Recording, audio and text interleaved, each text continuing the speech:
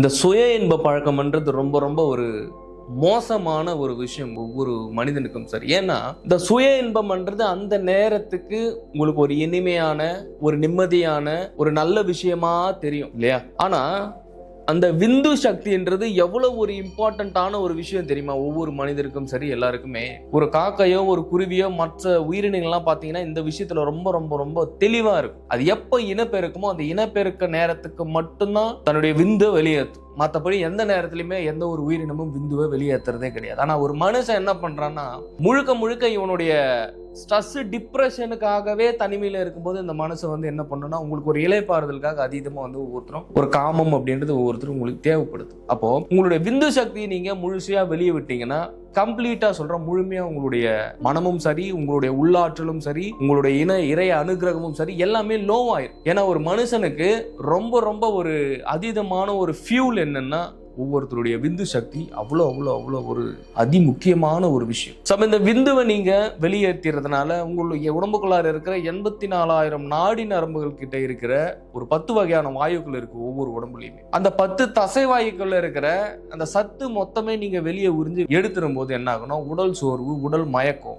உங்களுடைய ஆயுட்காலம் குறைஞ்சிக்கிட்டே போகும். இதுதான் சித்தர்கள் அவ்வளவு கடுமையா, தாம்பத்தியமாக இருந்தாலும் சரி, ஒவ்வொருத்தருமே இந்த சுய இன்ப பழக்கத்தை அறவே ஒழிக்கணும் அப்படின்ட்டு நிறைய சித்தர்கள் நிறைய பாடல்களை குறிப்பிட்டிருக்காங்க. இதுக்கு நிறைய பேர் இதோட அவேர்னஸ் இல்லாம, இதனுடைய முக்கியத்துவம் என்னன்றதே தெரியாம கம்ப்ளீட்டா நீங்க தனிமையில இருக்கும்போது அப்படியே பாத்தீங்கன்னா உங்களோட மைண்ட் அப்படியே சுய இன்பம் செய்யலாமா, ஒரு 5 நிமிஷம் ஒரு ஹாப்பியா இருக்கும், இல்ல ஒரு நல்லா இருக்கும் அப்படின்ற ஒரு தாட்குள்ள போறீங்க. ஆனா முழுமையா நீங்க அந்த ஒரு விஷயம் செய்யும் போது உங்களுடைய உடலும் சரி, உங்களுடைய ஆன்மா அதனுடைய சக்தியை, வலுவை இழந்து கொண்டே இருக்கும். அப்போ விந்து எந்த அளவுக்கு ஒரு இம்பார்ட்டன்டான ஒரு விஷயம் பாருங்க. இதுதான் சொல்றாங்க, விந்து விட்டவன் நொந்து கெட்டான் அப்படின்றாங்க. ஏன் விந்து விட்டவன் நொந்து கெட்டான்? பல விதமான பதில்கள் இருக்கு அதுக்கு. ஒரு விந்து சக்தின்றது நீங்க வெளியே விடுறீங்க அப்படின்னா அது ஒண்ணு உயிர் உற்பத்திக்காக இருக்கணும். ஏன்னா இந்த விந்து தான் நீங்க எக்ஸ்ட்ரீமா உங்க வாழ்க்கையில நீங்க செய்யக்கூடிய, நீங்க இனிமே செய்ய போற, இல்ல உங்களுக்குள்ளார ஒரு ஈர்ப்பு விதி, ஒரு ஈர்ப்பு சக்தி உங்களுக்குள்ளார வரணும் அப்படின்னா விந்து சக்தி நீங்க சேமிக்கும் போதுதான் ஒரு காந்த சக்தியா உள்ள மாற ஆரம்பிக்குது. ஏன்னா அது அவ்வளவு ஒரு பிரகாசமான ஒரு விஷயம். ஏன்னா உங்களை மாதிரி வெளியே ஒரு ஒரு உற்பத்தி பண்ணக்கூடிய சக்தியும் ஒரு வல்லமையும் இந்த விந்துக்கு இருக்கு அப்படின்னும் போது, அப்ப அதனுடைய மகத்துவம் என்னன்றதை பாருங்க. அந்த மகத்துவத்தை அறியாம முழுமையா ஒவ்வொருத்தருமே இந்த மாதிரி செயல்களில் ஈடுபடும் போது கம்ப்ளீட்டா உங்களுடைய மனம் ஆரோக்கியம், உடல் ஆரோக்கியம், ஆன்ம பலம் இது எல்லாமே வலுவிழந்து சீக்கிரமாக என்ன ஆகும்னா உங்களுடைய உயிர் உடலை விட்டு போயிடும். ஸோ இந்த சுய பழக்கத்தை நிறுத்தணும் அப்படின்னா ஒரு சில விஷயங்கள் இருக்கு. அந்த மாதிரி நீங்க தனிமையில இருக்கும்போது இந்த குறிப்பிட்ட இந்த விஷயங்களை மட்டும் ஞாபகம் வச்சுங்க, அதை அப்படியே ஃபாலோ பண்ணு. அமைதியா ஒரு இடத்துல உட்காந்து ஏதாவது ஒரு குரு மந்திரத்தை சொல்ல ஆரம்பிங்க, இல்ல ஓம் நமக் சிவாயாவை சொல்ல ஆரம்பிங்க. எப்பயுமே தன்னுடைய மனசை இந்த மாதிரி விஷயங்களை ஈடுபடாத அளவுக்கு எப்பவுமே தன்னை இறை சிந்தனையிலையும் ஒரு இறை அனுகிரகத்திலேயே வச்சுக்க பாருங்க. ஏன்னா நீங்க இந்த விஷயங்கள்லாம் பண்ணல அப்படின்னா கம்ப்ளீட்டா நீங்க முடிஞ்சிருவீங்க. ஏன்னா நீங்க அதிகமா உங்களுடைய மனம் சலனப்படுது, உங்களுடைய விந்துவை வெளியேற்றணும், அப்பதான் தன்னுடைய ஸ்ட்ரெஸ் டிப்ரெஷன் போகும் அப்படின்ற ஒரு மனநிலைக்கு உங்களுடைய மனசு கொண்டு போகுதுன்னா அப்ப அதை நீங்க இறைவனை நோக்கி ஒவ்வொருத்தரும் கொண்டு போகும்.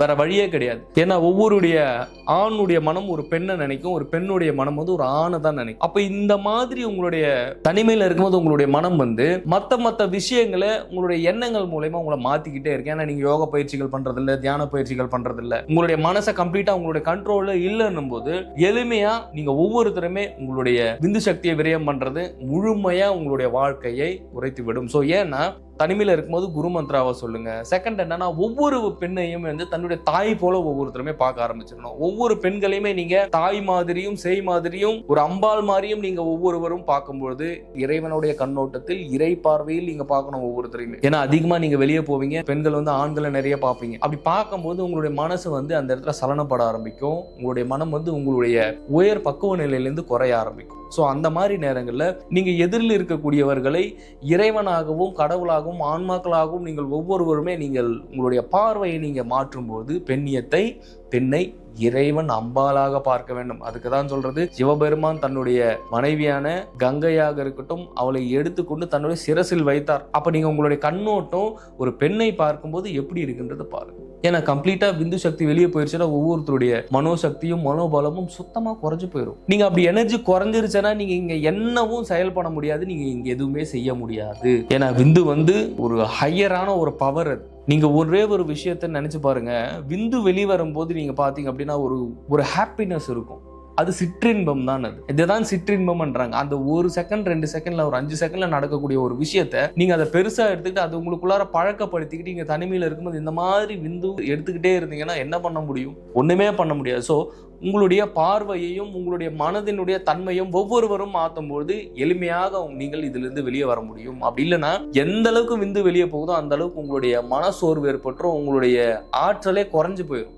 அப்புறம் உங்களுக்கு பிரபஞ்சம் என்ன கொடுக்கும்? இல்லை நீங்கள் இறைவன் கிட்ட இருந்து என்ன வாங்க முடியும்? ஒன்றுமே வாங்க முடியாது. ஸோ இது எல்லாமே மாயையோட ஒரு ட்ராப் தான்றதை நீங்கள் ஒவ்வொருத்தரும் புரிஞ்சுக்கணும். அப்போ இந்த மாதிரி விந்து சக்தி வெளியிடும்போது நிச்சயமாக ஒவ்வொருவருமே நொந்து கெட்டு போயிருவீங்க. ஒரு சரியான தாம்பத்தியம் அப்படின்றது எப்படி இருக்கணும்னா, ஒரு மாசத்துல 2 நாள் தான் இருக்கணும். 15 நாளைக்கு ஒரு டைம், 15 நாளைக்கு ஒரு டைம், இப்படி மட்டும்தான் தாம்பத்தியம்ன்றதே பண்ணணும். இருவரும் இணை சேரணும். இதை தாண்டி ஒவ்வொரு சில பேர் திருமணம் ஆகாதவர்கள் தனிமையில் இருக்கும்போது அதீதமா நீங்க ஒரு சுய பழக்கத்தில் ஈடுபடும் போது அதீதமான உங்களுடைய உள்ளாற்றலும் உங்களுடைய உள் பெரும் சக்தியுமே குறைஞ்சிரும். அப்படி உங்களுடைய உள் பெரும் சக்தி நீங்க குறையும் போது எப்பவுமே நீங்க பாத்தீங்கன்னா காலையில தூங்கி எழுந்துக்கும் உங்களுக்கு கை கால் வலி இருக்கும், முதுகு வலி இருக்கும், எப்பயுமே உடல் பாரமா இருக்கும், உடல் சோர்வா இருக்கும். இந்த மாதிரி விஷயங்கள் எல்லாமே ஒவ்வொருத்தரோட லைஃப்ல நடக்க ஆரம்பிச்சு. ஏன்னா விந்துன்றது ஆன்மாவினோட மிகப்பெரிய ஒரு சக்தி. அது மிகப்பெரிய சக்தி. அது அந்த சக்தியை சேர்த்து தான் வைக்கணுமே ஒழிய அந்த சக்தியை வெளியே விட்டுறக்கூடாது.